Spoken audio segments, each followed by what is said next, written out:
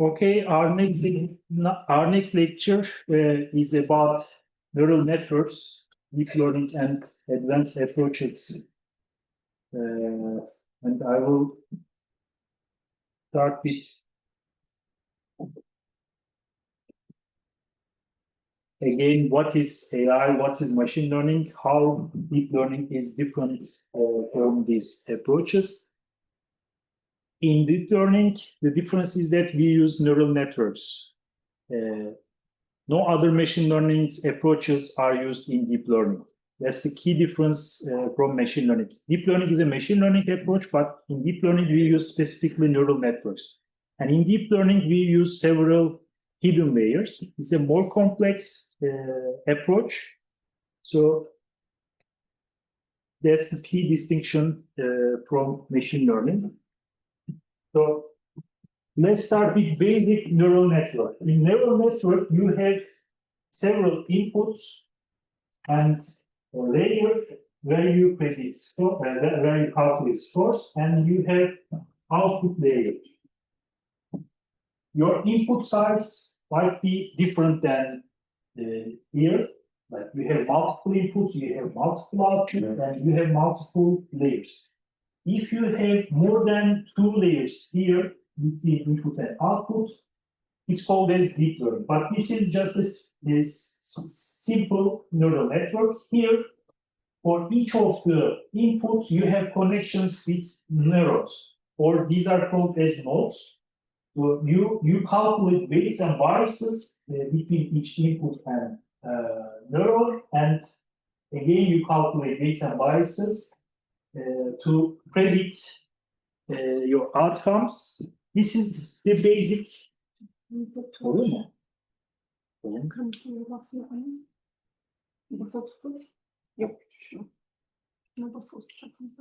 Basılı tuttuktan sonra sağa sola yapıyorum. Şöyle yapmasına çalışıyorum. Bana şey lazım, slide sağa sola. Bunu yapmıyor.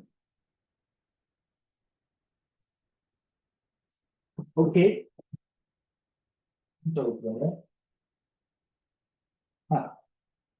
Here, this is a more complex neural network, and as you see, you have many connections.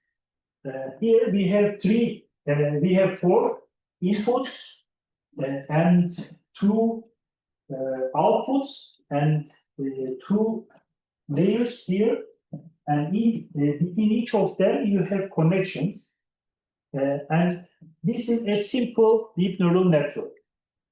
Okay. You calculate weights and biases from input to output. You calculate so-called gradients. You make some predictions, and you perform backpropagation from here again to input part.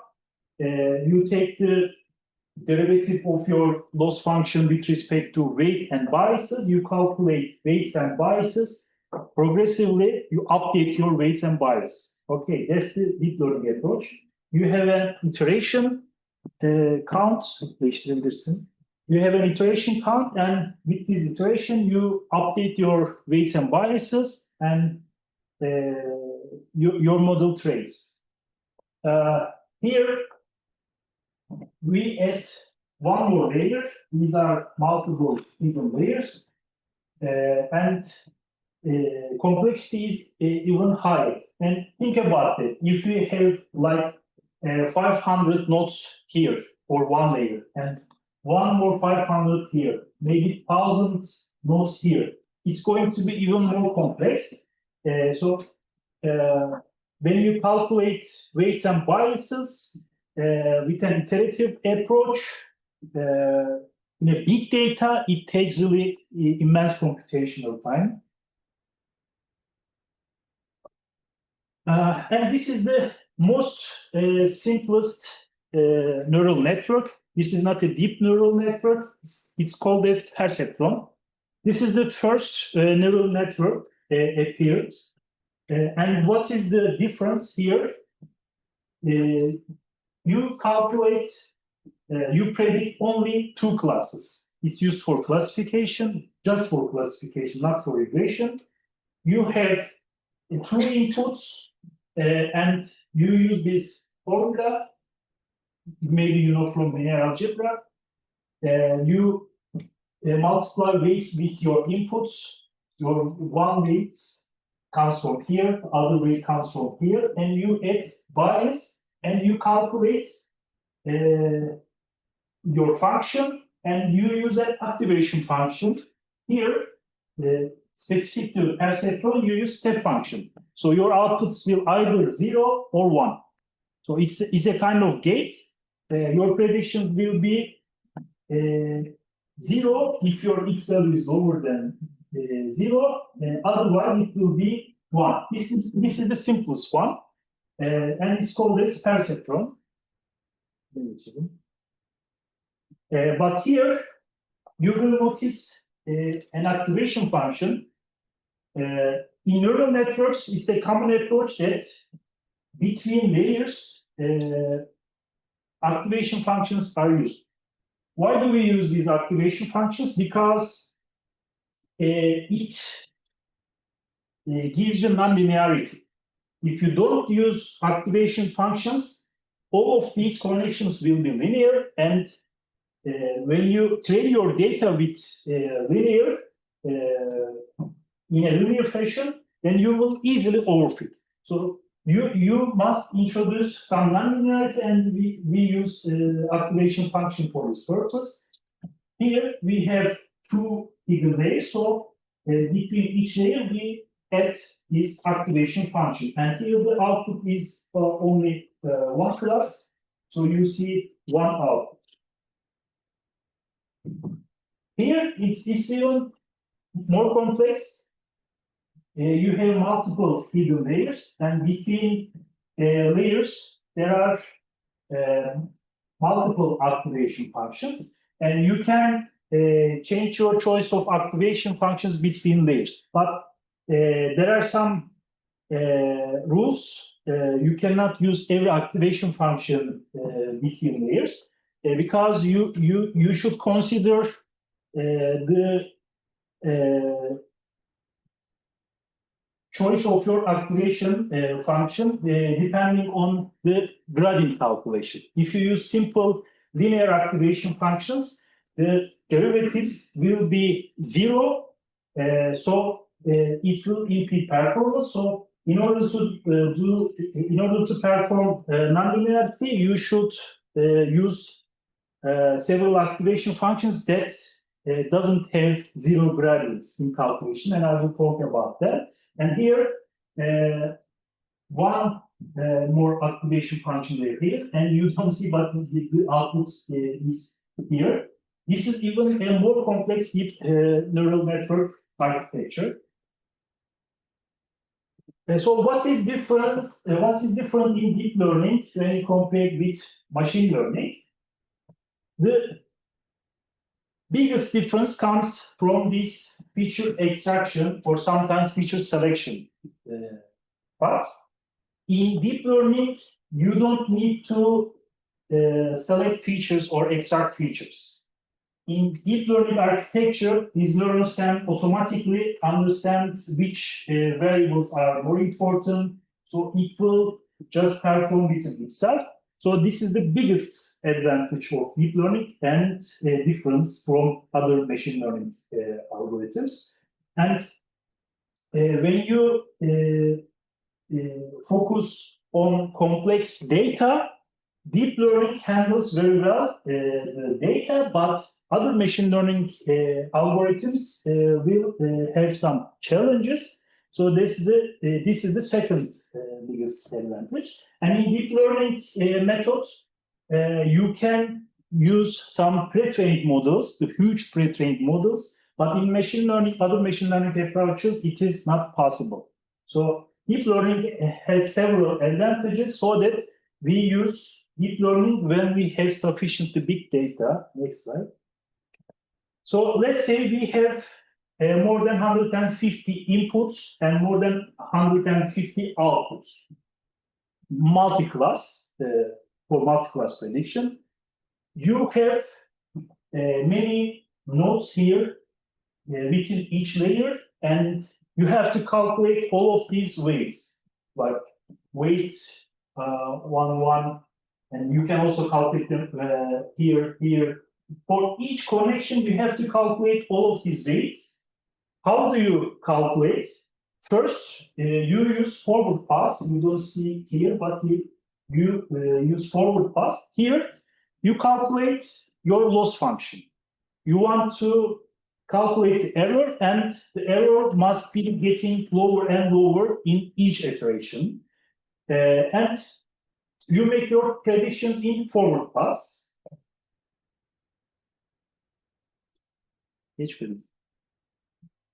But in backward pass, you want to minimize your error. Here, error is mean square error. This is the subtraction of true with predicted values and taking the quadrat.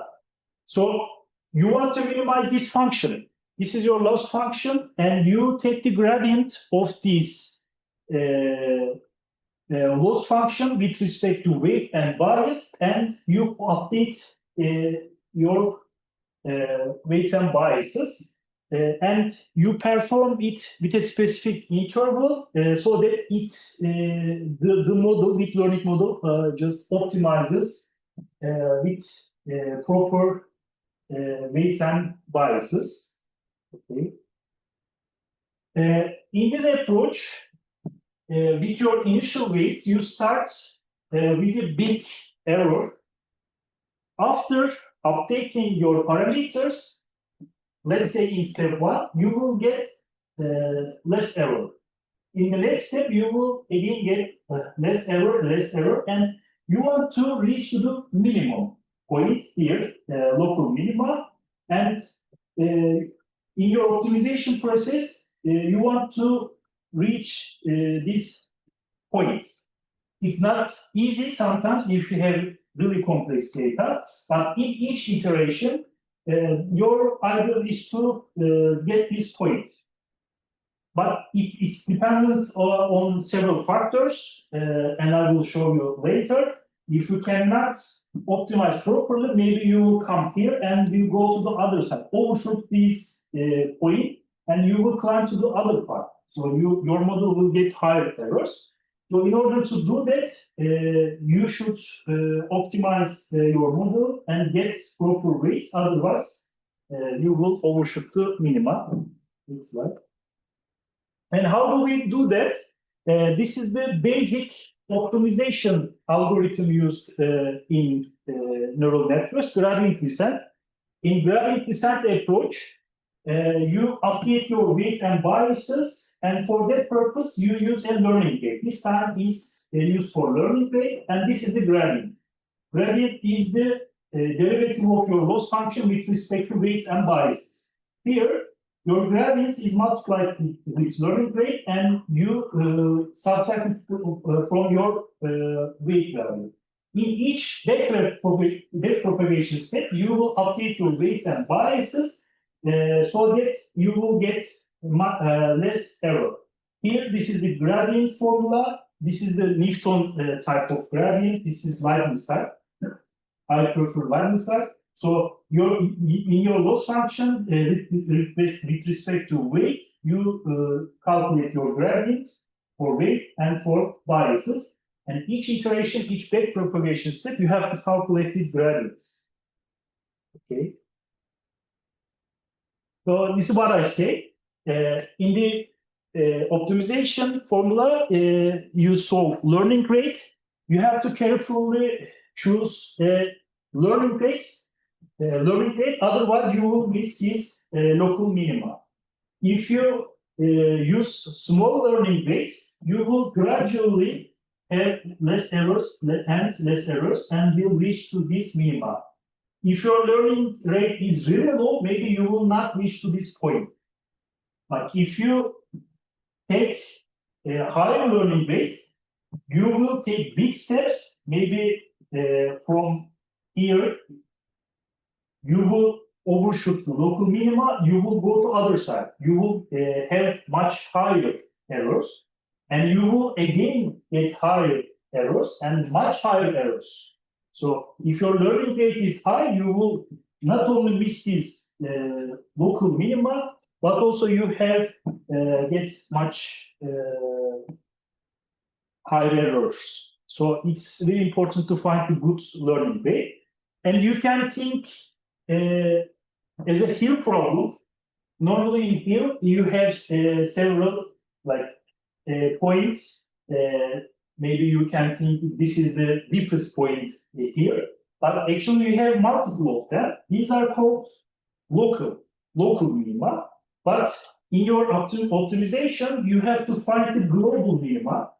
This is the lowest error rate can be made. So if your optimization algorithm is stuck here in local minima, you will not find a good solution because you miss this global minima. So your learning rate sometimes find this local minima, and it is best to overshoot this local minima and come to here global minima.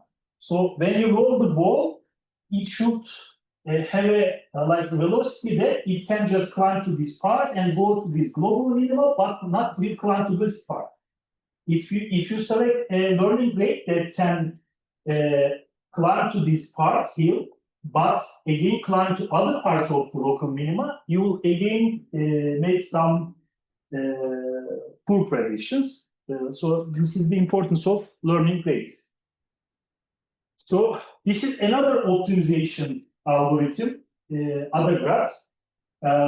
Stochastic gradient descent have some problems because the gradient problem is problematic. If you have large neurons, multiple hidden layers, there's a problem known as vanishing gradient, because when you calculate the gradients, it will be getting closer to zero. And it is easy in gradient descent to get zero gradient. Or sometimes it's opposite, you get higher gradients and it will make high gradients. There's another problem. So there are other optimization algorithms. Other graphs can make some better performances compared to stochastic gradient descent. How does it make it? They in this algebraic approach, the gradients are taken as quadrats, square of the gradients, and you take sum of all the gradients and you use it in your weight formula. Sum of squares of gradients calculated here. Then you add some error term because sometimes this is zero. You don't want to divide it with zero, so you add some error term, small error term, and this is your learning rate. You divide it and you calculate your weights and biases. Again, it cannot solve vanishing gradient problem because sometimes this total sum of gradients gets higher and you have extremely high values or low values in vanishing gradient problem. So it cannot solve, but it's a bit much better than stochastic gradient descent because it can automatically adapt its learning rate according to your weights. And the biggest advantage of other graphs, if you have sparse data like mutation data, other graph is perfect for this kind of data. Other optimization algorithms will not handle best compared to other graphs. Next one. This is another optimization, momentum.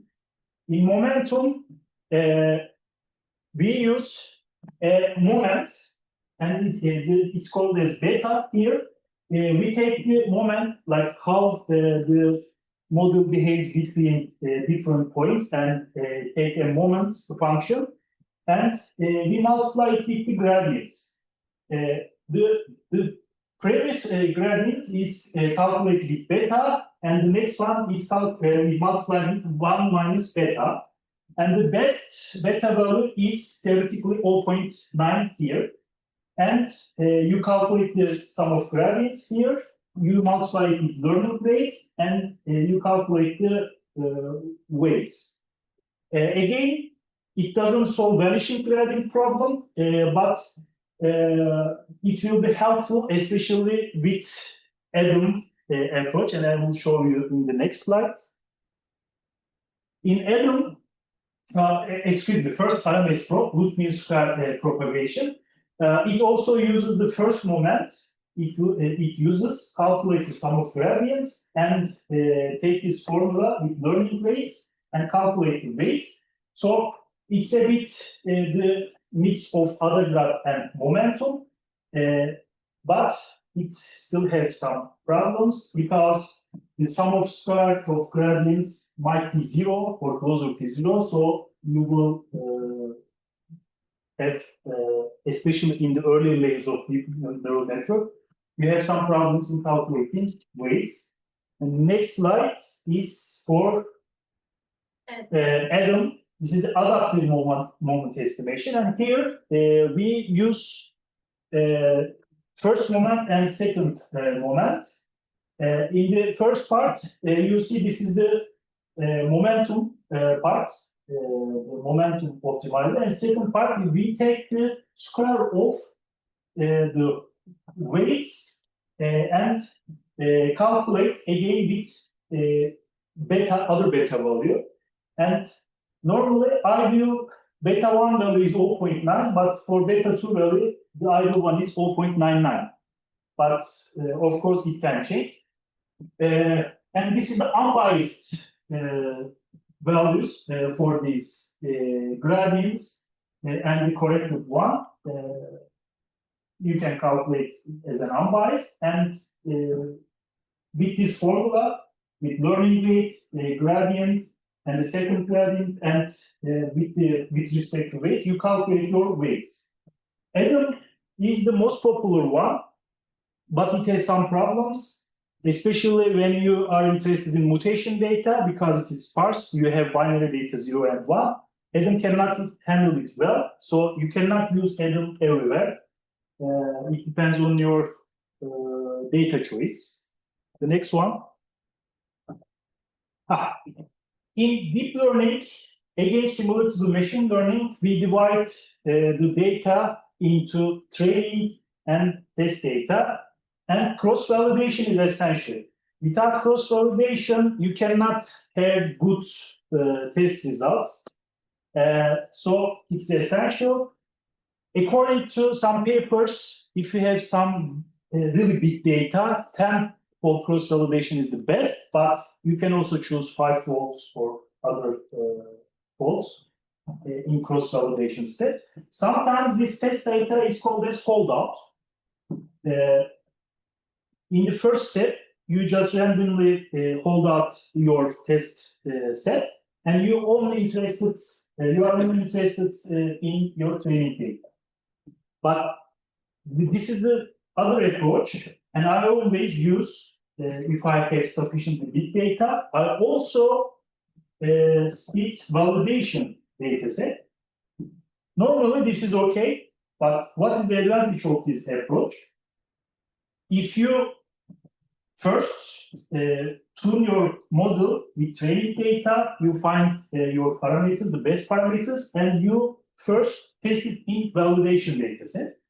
Then if you see that your model is performing really well, then with this model, you can test your test data. It's a kind of like you prepare for an exam. You first want to make your confident. You solve some questions beforehand. Then you are prepared and you go to the real examination. That's a kind of analogy. So this approach is much better and most used if you have sufficient big data. But if you don't have so much data, you can also use this approach. Hyperparameter tuning is extremely important in training deep learning. And you have these hyperparameters: learning rate, page size, dropout rate, epochs, layer size. And one more actually, weight decay, and I will talk about it later. You have to tune these parameters. Like there's not a kind of thing that you just a fixed learning rate, fixed page size. You have to give some ranges for all of these hyperparameters, and you should search your model by changing the parameters, and see whether your model performs good with your test data. Next slide. As I showed you all earlier, if you don't select a good learning rate, it will be slow. Like it doesn't converge so fast. It will go slowly and slowly and slowly. If you do not use a high epoch iteration, you will maybe will this point not reach to the local minimum. And again, if you increases your learning rate, it will be much faster to reach this point. If it is too high, it will just overshoot and make some extremely high errors. So learning rate is a key hyperparameter. Next slide. And in your data set, you always plot this kind of data. X-axis is epoch and y-axis is the error rate. If you use a good learning rate, you will have a graph like this. You will have a curve like this. In the next stages of your epoch, it will stabilize. Your error will not get lower, but in low learning rate, it still learns. Maybe it will make less error in the next epochs. But in high learning rate, it will quickly come here, will make much higher errors, and it will stabilize. So choosing a good learning rate is extremely important. And this is a typical cost or lost graph. You always check whether your training and test data have the same behavior, similar behavior. Your training model will make less error at the end of your epoch, and your validation loss will stabilize after a while. But here, if you see, the validation error or test error doesn't change so much between epochs after 12 epochs, maybe. So it is unnecessary to train the model with large epochs. So with this kind of scenarios, we don't train all of the data. We don't train all of these epochs. So we use early stopping, like after 15 after 15 iterations, the loss doesn't change, so stop. So it's just is an advantage for using effectively our system. So we don't use so much computing power. Next slide. This is another hyperparameter, batch size. Sometimes we call it as mini batch size. In deep learning, we don't train all of the data once. Like if you have, let's say, 100,000 training samples, you don't train all of them. You just split them into smaller batches. And you use all of these batches to calculate your losses or other metrics. And within a specific epoch, you calculate all of them. Then you take the average and you use the real prediction parameters for you, not your real predictions. So why is it useful? If you split it into batches, convergence is much easier, faster. Your model is more generalizable. So it's important, and there is no definitive kind of like count of batch size. You should define it in your hyperparameter tuning step, but mostly it's like 32 or 64 kind of sample sizes.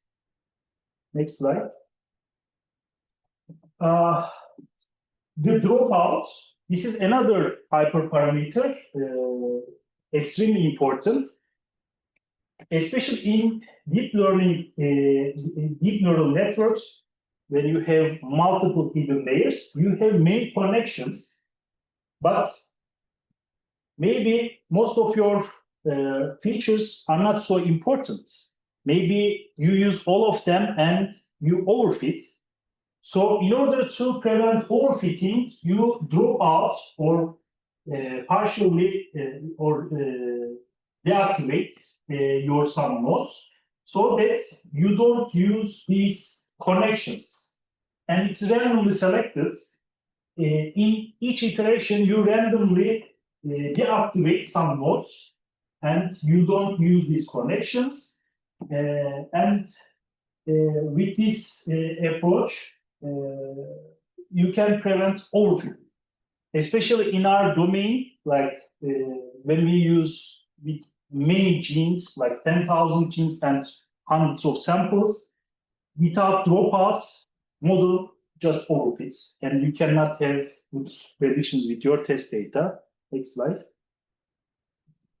And of course, you have to regularize your loss function. If you don't regularize, that model will overfit. And this is the L2 regularization, the rich regression. We use rich for this purpose. If I don't use this regularization term, it will quickly just use this equation, and in gradient calculation, it will quickly memorize your data and quickly overfits. So we just add some like error term here so that it cannot memorize the data. Sometimes people use L1 regularization, lasso, but if you want to select features, then you should use L1 regularization, but mostly in deep learning approaches, L2 regularization is used. Okay. And here, this is the real thing now, Adam W, maybe you know it. W stands for weight decay. In all of the optimizers I told you, they all use this weight decay in the loss function. So when you regularize your model, it has some problems in calculating weights, but this Adam W decouples these weight decay steps in optimization steps and calculates the weights and biases more powerfully. So decoupling of this weight decay in loss function is super helpful in convergence, in training, in every kind of manner. So Adam W is now the most used optimizer in deep learning models. Next slide. And how do we tune our hyperparameters? There are several methods. The grid search is the costly one. You have to use all of your hyperparameters. So it takes extremely time consuming, but in random search, in a statistical significant region, you can just perform a range of hyperparameter tuning steps, and you find your best parameters. I mostly use this random search because it's really costly. In Bayesian optimization, it's just use your hyperparameters, test it, and with a probabilistic approach, it can just predict better hyperparameters and use them. But it has also several problems. So if you have, if you don't have so much computing power, random search is the best idea. And here, when you design your deep learning, you okay, you use these hidden layers, but between hidden layers, you have to put some processes like batch normalization. You split your data into batches, but without normalization, you will have some problems. So batch normalization is an essential step between some hidden layers. Another one, dropouts. You should drop out some neurons. And of course, here there are other processes like layer normalization or using other activation functions. But this is the key idea. You just, it's not a good idea to just put here layers, and as much as I add here more hidden layers, I will get good results. This is a wrong idea. You have to put some processes or functions here to get good training outcomes. And this is an example hyperparameter tuning ranges. You define some ranges for all of your hyperparameters. Let's say you want to add some neurons and in a layer, you select randomly one of them in one process. And for learning rate, you will select one of them. For each hyperparameter, you will randomly select these parameters and test it. In another iteration, you will select different values and you will test it. Then at the end of trying these parameters, you will just explore your predictions, and which one is the best, you will select it. And you will use that hyperparameter values for testing your data. Okay. There are various loss functions.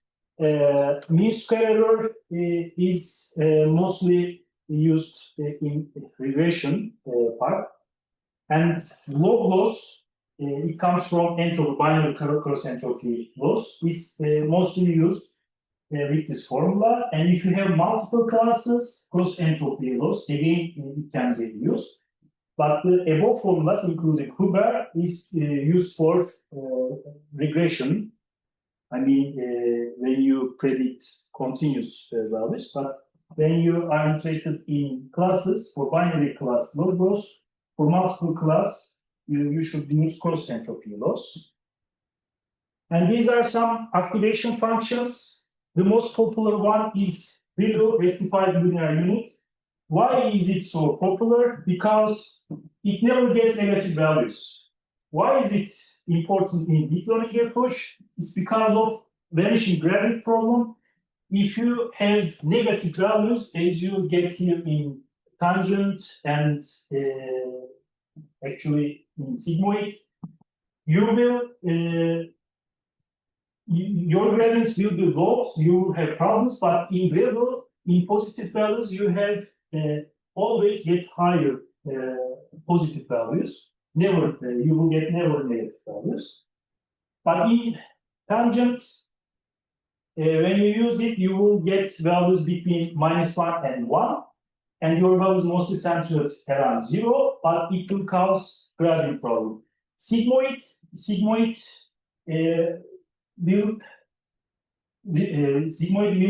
result in problems in calculating values because its gradients will easily be getting closer to 0. So we always use sigmoid in the last layer for classification. Why is it useful? Because it gives values between 0 and 1, and you can consider them as probabilistic values. So in binary classes problems, we mostly use sigmoid in the last layer, but never between hidden layers. And tangent, not so popular. The most popular one is the ReLU between hidden layers, and there are some variations like GELU, but the most popular one is ReLU. I don't even consider linear one is the great one because when you have negative values, you will have many problems in gradient calculation. So value is important. And if you are interested in multiple classes, the cross entropy loss is used. And before then applying the cross entropy loss, you apply softmax. Why softmax is useful? Because it makes your inputs in a range that can be considered as probability. So its output is between range 0 and 1. And when you apply this formula, your class values will get a value that can be considered as probability. It's mostly used in image tasks. Next slide. And how can you apply a pooling? It's again popular in convolutional neural networks. In pooling step, you just want to reduce your dimension. With high dimensions, it is not okay with training step. Let's say you use max pooling, and we use 2 to the 2 kernel. You will select the maximum value here. Focus on here, the maximum one is 100. So it will select 100, which is the maximum value, 184. It will select 184. So the dimension will reduce to this size. Okay, you can change the pool size 3 by 3, 4 by 4, but the 2 by 2 is the popular one. And maybe you want to take the average, so you take the average of these 2 by 2 kernels and you get the values here. And it's again popular in convolutional neural networks to use this pooling. Extremely important, actually. Next slide. And image task, you have to just change your data a bit.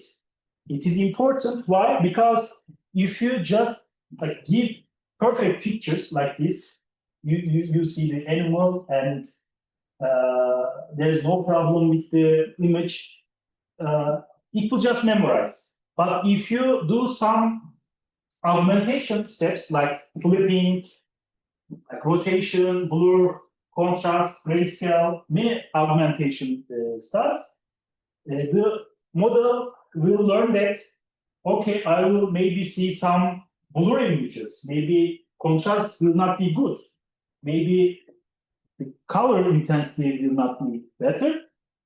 The model will learn it and it will make better predictions in test data. We call this process as augmentation, data augmentation. Increasingly, it increases the data, but they are just artificial. So your training size will be much bigger, but it's an artificial increase. Next slide. Again, there are some other augmentation methods, like maybe in your training you have some erasing. It's not a full image. Or maybe you see some portion of the animal. So models should learn this kind of images so that it can make better predictions. This is also called augmentation. Next slide. There are many different kinds of neural networks, like feed-forward neural network is the simplest one. Information flow is always from lower early layers to the last layers. There is no return back, the most popular one. In convolutional neural networks, we reduce dimension with specific kernels or filters, and it's mostly used with signal data or image data. In recurrent neural networks, the data must be time series. It just builds layers for multiple time points, so it uses with these time intervals. This is a kind of recurrent neural network, the long short-term memory or LSTM. It's a kind of RMN, and its memory is a bit higher. But again, it has problems. Why? Because I always say vanishing gradient problem, because after a while, after we add in some more layers, it will just forget the early layers gradients and make errors. So even though they are used for time point intervals, like 20 years of calculated data for, let's say, patient data, you can use that, but it is easy to have some problems with these models.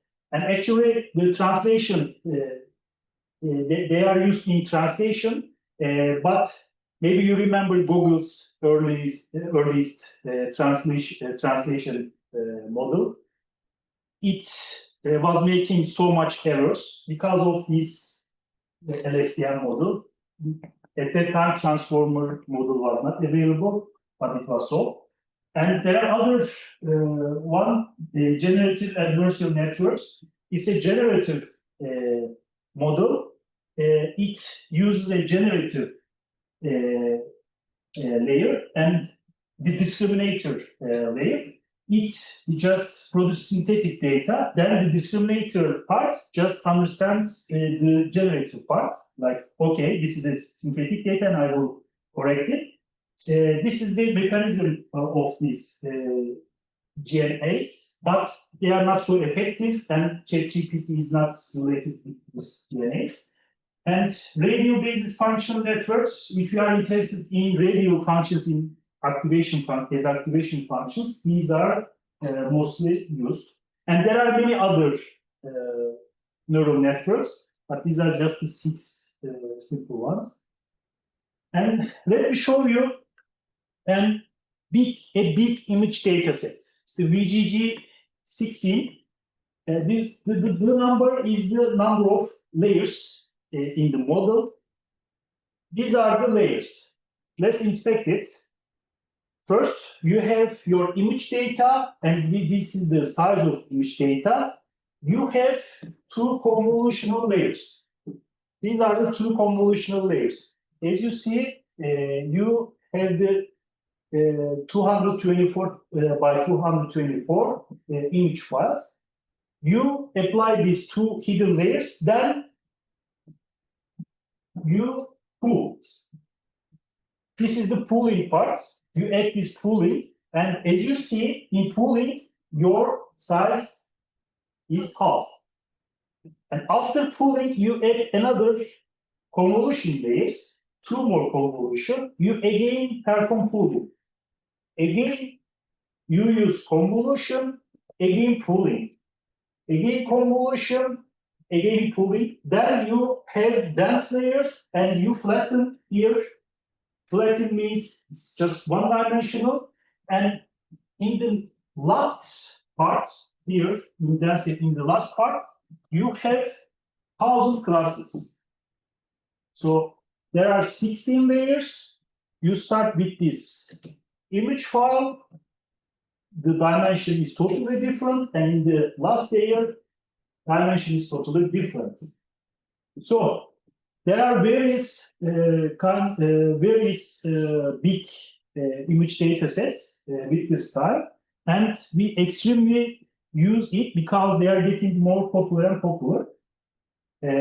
Why? Because we don't need to train big models from scratch. We can use directly these pre-trained models, and I will show you how. Here, this is called transfer learning. In normal approach, you train from scratch. You have to have like big computational GPU machines to train your parameters, and it's extremely costly. But instead of training all of your model, you can just use a pre-trained model like the one I showed you. You can freeze the layers. It means like you just don't need to calculate these biases, but you adapt your model for your data. So how do you do that? You can unfreeze some of your layers. Let's say here, I will freeze some of layers, and mostly early layers are frozen, and the other layers can be trained, depending on your computational power, so that it directly uses the weights of the layers and no need to calculate for that. And in practice, predictions are really high with this approach because the big image models effectively calculate weights and biases powerful. So why do you need to train again for calculating weights for that? You just unfreeze the last layers and tune it, use your training data, that part, and make your predictions. Less costly, higher predictions, and I will especially show you in the hands-on session. Next slide. For example, here you use a pre-trained model. This is the pre-trained model. Convolution, convolution, convolution, and this is the last layer. Let's say last layers. You don't want to change the weights and biases within these early layers. You want to just replace this part with your own structure, own neural network architecture. You can replace it.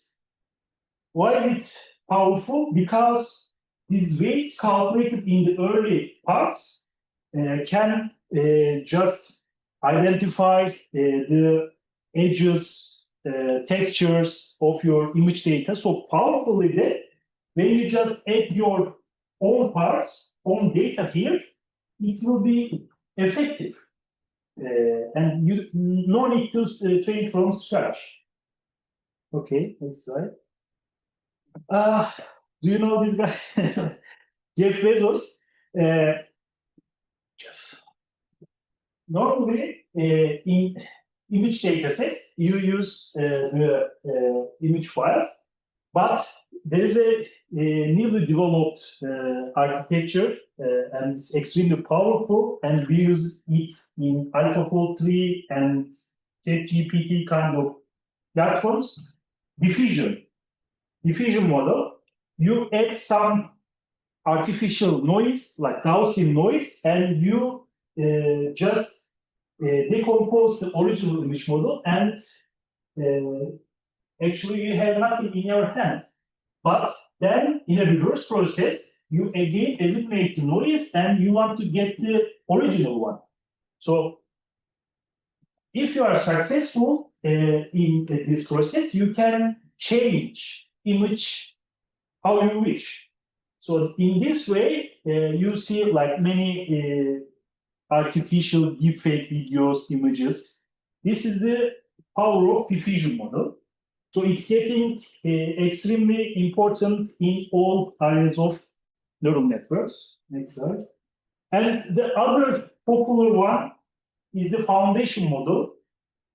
These are extremely important in our field and of course in GPT world. Like it's a multimodal model.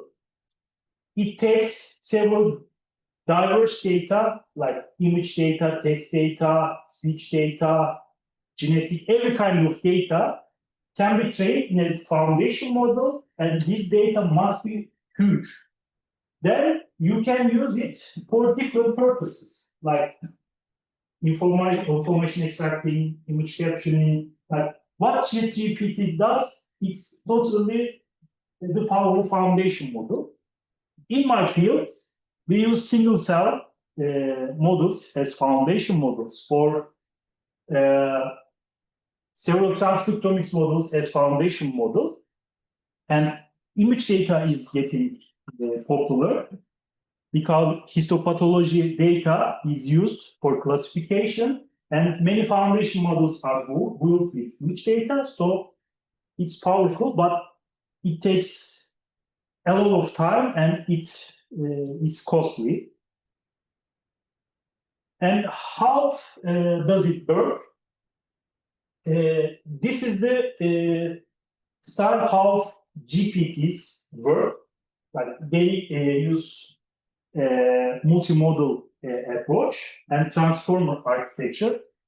It basically divides query, K, and value matrices. Query is the sentence you write to GPT.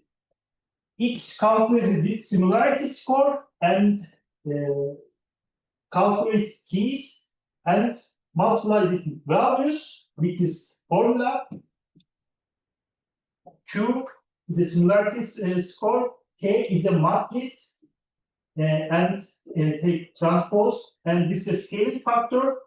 Use softmax function and multiply it again value, and you get a attention score. Maybe you heard self-attention.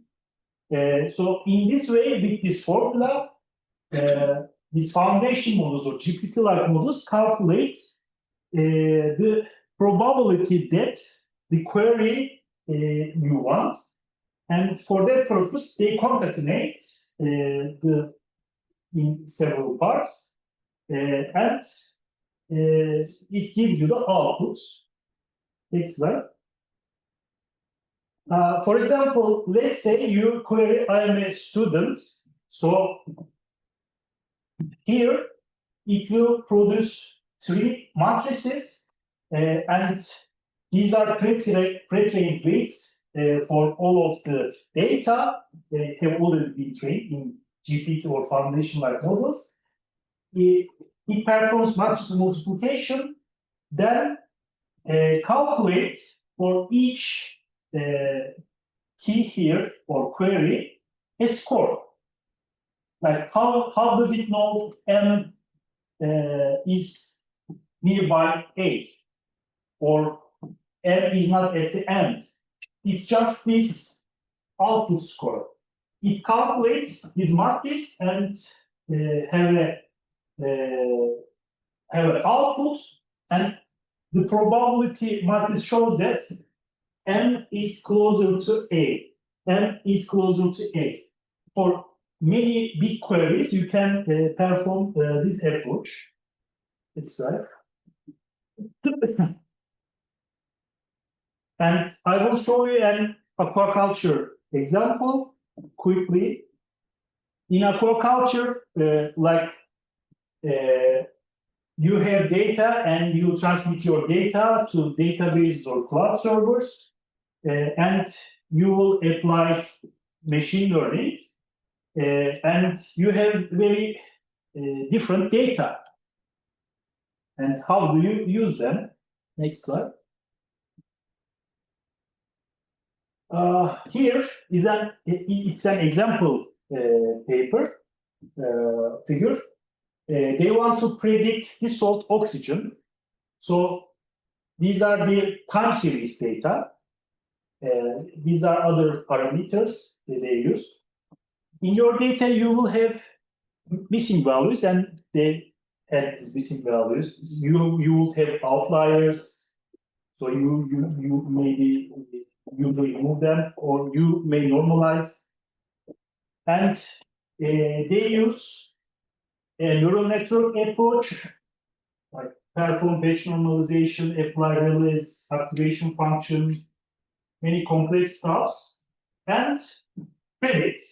They apply different neural network approaches. The one you see here, simple recurrence unit, bidirectional, and SA self-potential. This is a hybrid approach, and I will show you results, the prediction results, which one is the best. So which one is the best? Both labeled. Yes, both labeled. Why? Because the error is lowest for this approach. If you compare the mean absolute error, mean square error, root mean square error, and R square must be high, and the other terms must be low.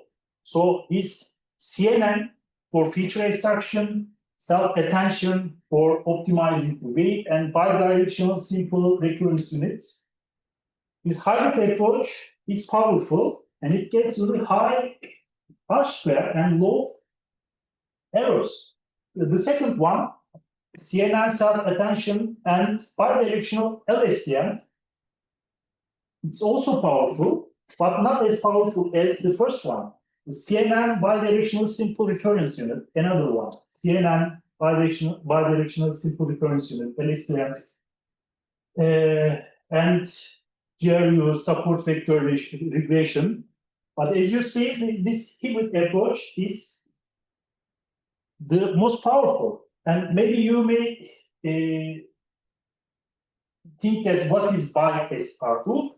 Normally in LSM or RNN structures, in time series data, you go only one direction, from early layers to later layers.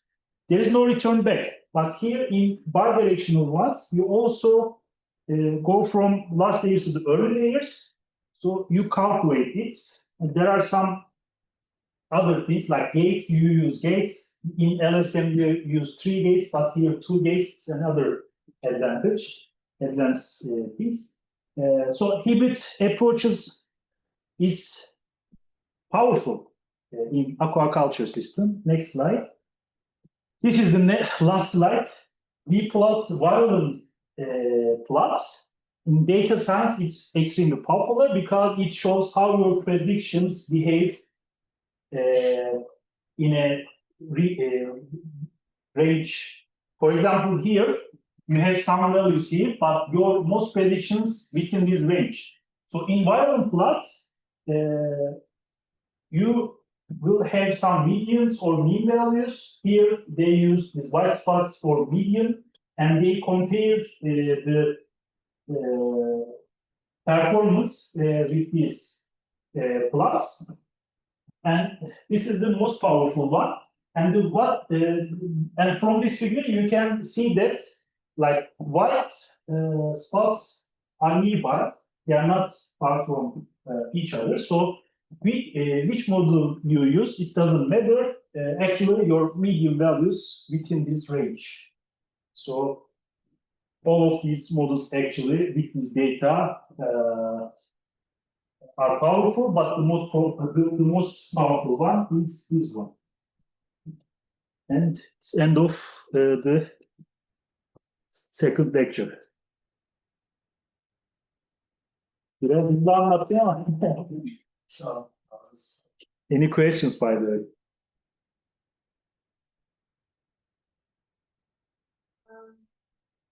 Actually, I have one question. When we skip the global minimum, can we go back? Yes. You go back, and maybe you will not return back. You can't know. It depends on your hyperparameter choice. Thank you. You can go back, maybe you have already climbed to that part. You go to global minimum, you go back, maybe you will not climb again. But if the learning rate, becomes negative, right? You may have a chance to go back. If your learning rate is small, you have that chance, but it takes time.